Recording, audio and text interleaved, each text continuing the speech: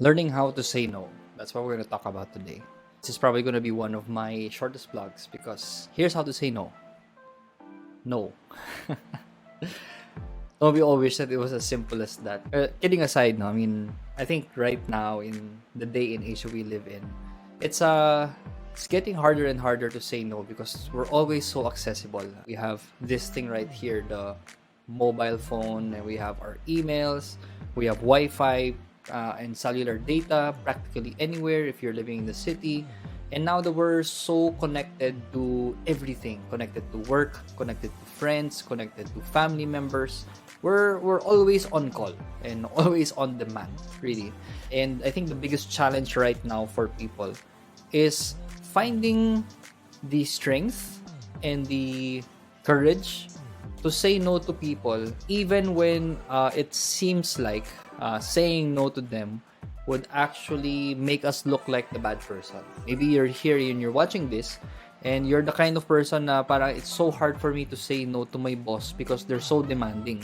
Saturday, in Sundays, and sometimes even in the evenings on weekdays, they message you and they ask you to do things for them, even when you're resting, when you're with your family and all of that, and it's so hard for you to say no. Or sometimes maybe you have people in your life that come to you and ask for help. You have friends, you have people that you're mentoring, and it's good that you're mentoring people, but there might be some times when you need to say no to them. We have this rule in our house right now. We're really trying to follow it as much as we can, that by 9 p.m. onwards, we don't receive phone calls anymore from people who are asking us for advice, asking us for help, because we're in the ministry, right? And people come to us for counsel every now and then. We're privileged to be able to do that, but we can't do it 24/7. And so sometimes we have to say no to these people. Or maybe you're a business owner here today, you're a customer, and you have customers that are really just being so harsh and really being hard. And you're having a hard time saying no to these people. What do you do in situations like this? I remember a quote by Paulo Coelho. He once said that when you say yes to others, make sure that you aren't saying no to yourself. And I think that really resonates with a lot of people here today. A lot of people, especially people who are experiencing burnout, who are getting overwhelmed by all the people and the demands that they're getting, pulled towards every single moment of their life. And it's hard to say no. It's really hard. I mean, let's not sugarcoat it. I mean, we wish it was as easy as just going to your boss, your client, the people that you're trying to help, and tell them, no, I'm not gonna do it. I can't do it right now. I have other things that I have to take care of. But I think a few realizations that has really helped me personally to say no more, that I want to share with all of us here today. One thing that you should know about me is in Strengths Finders, if you're familiar with Strengths Finders, one of my themes is the responsibility theme. And when you have the responsibility theme, it's you take ownership over certain things. That I think that's the nature of someone who has a responsibility theme. Pero yung challenge with someone who has a responsibility theme is they find it so hard to say no to certain people because they feel like they're letting them down. They feel like they're not being, helpful at some level, and it can be hard. And that's during the pandemic, we actually found ourselves in such a tight spot because our business actually was really busy because we're a company that helps professionals to build up virtual platforms and to transfer their businesses online. And so we were very, very busy during this time.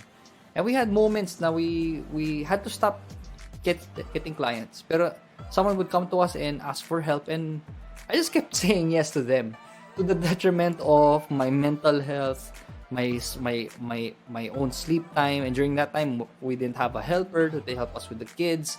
We were in the ECQ lockdown. It was really difficult, and I think that was just one of the many moments in my life that me saying yes to so many things was actually doing more harm to me and the people that were close to me. I've always had to remind myself of a few things, and hopefully I can remind some of you here today of these same things as well. Number one is you're not Superman, no, or Superwoman.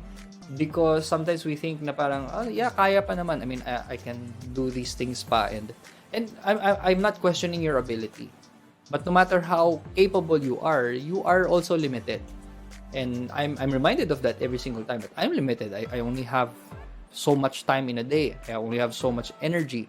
I only have so much brain power to be able to help people and to say yes to certain things. We realize that we are finite in many ways, and we need to remember that every single time. Secondly, it's also because when you're saying yes to someone, you're actually saying no to someone else.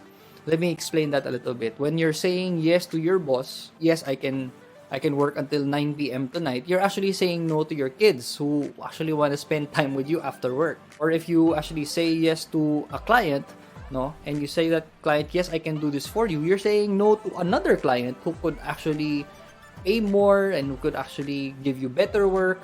And how I wish that I had learned very early on that every single time I said yes to someone, I was actually saying no to more important people in my life. My wife, my kids, my friends, my family members, and I was even saying no to myself. So I want to actually give you guys some practical tips on how to start saying no a whole lot more. And hopefully after listening to these practical tips that you'll be able to say no to the people that you need to say no to. Number one is be okay with disappointing other people. I've come to really just learn the hard way that you can't please everybody. Yan kasi yung mahirap minsan with someone like me who has a responsibility theme. When someone is disappointed with you, you really take it to heart. And it really eats you up in the inside and you just end up saying yes anyways. Kahit nag-no ka na. And I think it's really being okay with disappointing other people. You can't really please everybody. I mean, it's just not possible. I mean, there will be times that you will disappoint other people. And I've also come to realize as well na minsan when people are disappointed with you, it doesn't mean that you won't be your friend anymore, that they won't trust you. I think it really applies in the workplace now. When you disappoint your boss, maybe just maybe it's okay to disappoint your boss every now and then. And so sometimes it's okay to disappoint other people. Now I'm an employer. When my staff tell me that they can't do things that I ask them to do, I get disappointed. But I don't fire them on the spot. So it's actually okay for you to disappoint people every now and then. And it's about learning how to accept that as it is. Secondly is to make self-care an event. Make self-care an event. What do I mean by that? I'll give you some examples. I calendar things. I calendar meetings. I calendar tasks and all of these important things that I have to do at work. But I've come to realize that in the same way that I calendar things for work, I also have to calendar things that are non-work related. So I've blocked out times like for family. Like for us, it's always Friday night and Saturday night. Parang 6 to 8 o'clock. We block that up. And that's not the only time I spend with my family, of course. But when I put that aside, what that means is that I really can't do anything aside from that because this is really for my family. I put it in my calendar because I make it an event.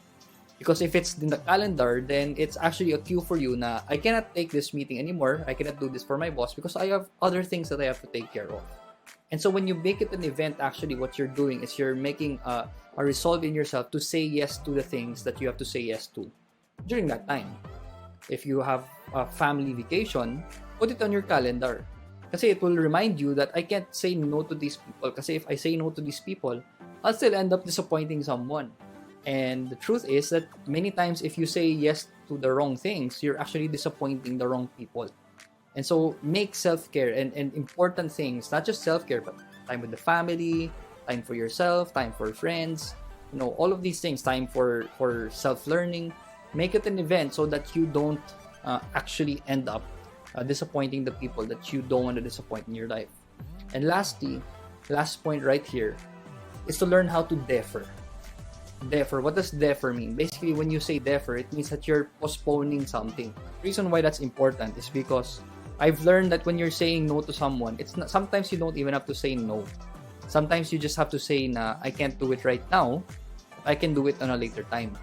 There are things that are important, but they're not really urgent. Meaning you don't have to really do it right now. You don't have to do it on the weekend. You can do it on Monday or Tuesday.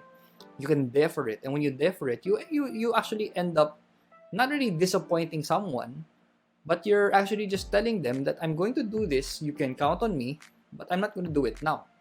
I'm going to focus on something that's more important for me right now. I mean, if it's 8 o'clock, 9 o'clock in the evening, someone calls you and asks you, I need your help. Can we talk? And you tell the person, is it really urgent? And they say, hindi naman, I just need to talk to someone. And you can tell that person, sige, let's talk tomorrow, 8 o'clock, first thing, I'll call you and we'll discuss this. Because not everything that's important is urgent. And so you can actually start deferring certain things that you need to start saying no to. And so it's not really sometimes a no. Sometimes it's just a not yet. When someone comes to you and asks for help, can you help me? Not yet. I'll call you later. I'm in a different meeting, or I'm talking to someone, or I'm with my family. When you learn how to say no/not yet, you actually start to realize that this is a long game. And because it's a long game, you can actually get all of this done and spread it out across, and you're actually able to achieve more in your life without burning yourself out and disappointing the people that you don't want to disappoint in your life. I hope that this has added value to you and brought clarity to you. If you have, please do share this with someone, and subscribe to this YouTube channel if you haven't yet, so that you'll be notified if there's more videos to come. And I hope that every single one of us here today will start to learn how to say no a little bit more, including me. See ya. Bye.